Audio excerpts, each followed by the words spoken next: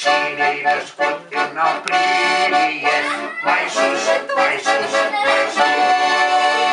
Cine-i născut în aprilie, mai sus, paharul sus. Să ne bem paharul pâine la foc, să ne bem paharul pâine la foc. Stați jos, stați jos, stați jos,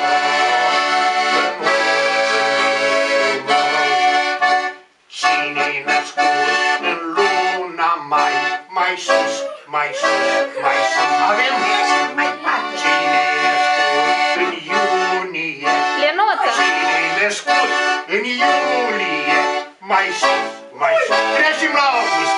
Cine-i născut mai sus, mai sus, mai sus. Cine-i născut mai sus, să ne bem paharul pâine la foc, să ne bem paharul pâine la foc. Stați jos, stați jos, stați jos,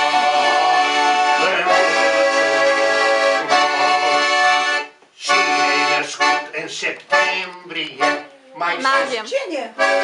Cine-i născut în octombrie,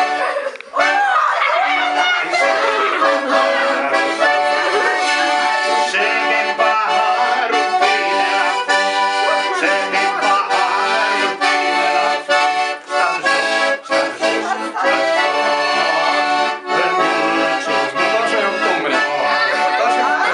Cine-i născut în noiembrie, mai sus, mai sus, mai sus.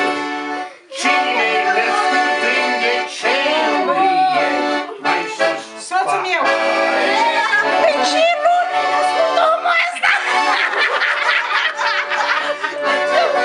Bravo! Și fiindcă foarte bine a dansat, le puneți pe urmă să le coaseți la haine și o să le puteți purta de anul nou. Iar eu vreau